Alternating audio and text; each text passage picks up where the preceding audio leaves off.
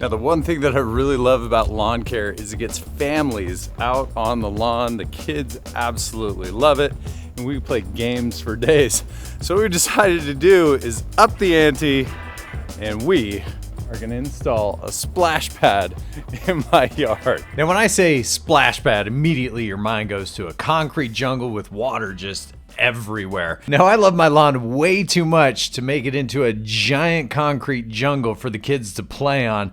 Nevertheless, it costs $15,000 to $65,000 to install a concrete splash pad. And as all good things happen, I was up at midnight watching Facebook advertising. I found this company called Gopher Geyser that has DIY kits for grass pad splash pads. Now, these kits are a fraction of the cost as if you were building a concrete jungle in your front yard. They start at $650 and go on up to $1,200 depending on how many heads that you want in the kit. Now, I was gonna buy this kit either way, but we negotiated. He's gonna give me the parts. I'm gonna give him a video and show you guys exactly how this went. A very cool aspect of the Gopher Geyser system is you can install it in concrete, you can install it in artificial turf, or in my instance, you can do it straight into the lawn. The DIY kit consists of one control board with a weatherproof case.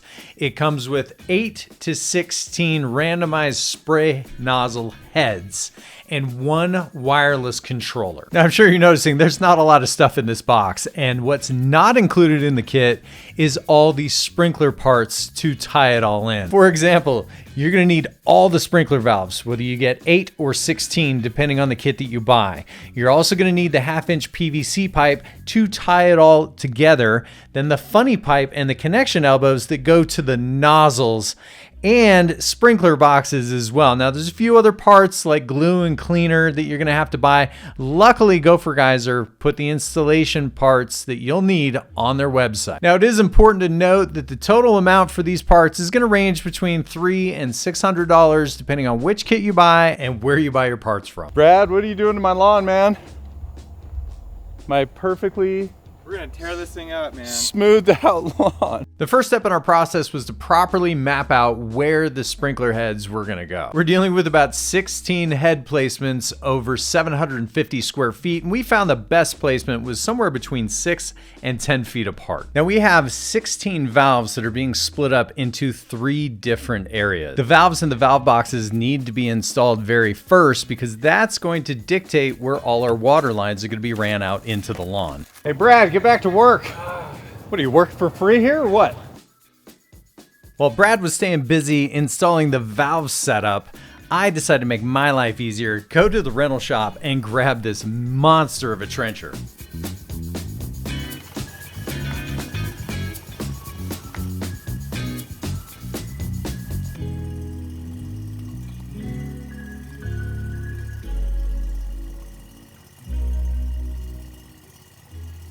Few swear words later and we're doing awesome. So Brad here wanted to go deeper and we hit the funny pipe. Yep. My bad. Luckily, funny pipe's really easy to fix. Brad here is a little skeptical of my handiwork and he's afraid that I may have broken more than one sprinkler line, so we're gonna go ahead and turn those on so we can prove Brad wrong. Okay, go ahead. Watch out. Hey, I'll take it. Man, I was so afraid that we were gonna break like 20 lines on this thing. And turns out we had to patch uno. Okay, so the next step is we are going to mock the PVC lines. We have to get 5 lines in each one of these boxes, which is pretty significant given the amount of space that we're working with. Now, truth be told, once you get to this point, it's just like putting a bunch of Legos together. Now, while the Ginja was busy laying pipe, Brad was putting the finishing touches on tying in the pipe to the valves. Now, here we are coming down the final stretch is laying the funny pipe to make sure we put the sprinkler nozzles exactly where we want them. Few finishing touches later, like running the electrical wiring and blowing out the lines, we were ready to rock and roll. Really, the only thing left to do was to clean up this mess and regrow some grass, which is what I do best. If you want to see my full renovation on this lawn, hit the card in the upper right-hand corner.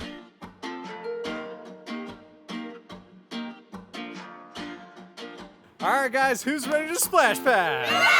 Woo! Let's go.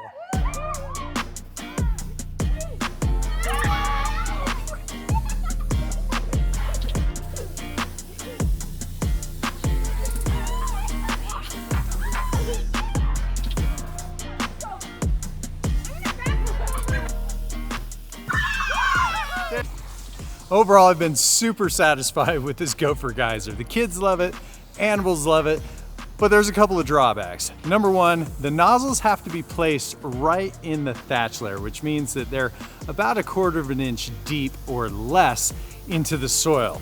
Now, as your grass thatch layer grows, you kind of have to pull back the grass just to expose it. Not a big deal, but if you went a whole entire season without having it turned on, you might run into a little bit of flooding here and there before you find a head. The other issue is the wireless controller.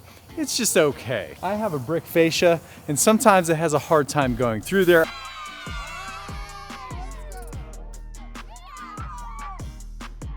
Hold on, let's do it again. It did not work. I wish that the wireless device go a little bit longer. It's rated between 20 and 25 feet. Most of the time it works really well turning on and off. If I hook it up to a smart outlet, I can give the neighbors my password. They can bring their kids over. They can jump on this without any issue. Now the system's super cool. It's on a 20-minute timer that automatically goes off when it's completed so you don't waste water. As you can see, Royce is having the time of his life. Now each one of these heads goes off at random times, and that is what makes it so much fun. Now with the Gopher Geyser system, the kids have gotten fairly creative with it. They'll play anything from freeze tag, human keep away from the dog, soccer, football, you name it, just to cool down during the hot summer. Set, go.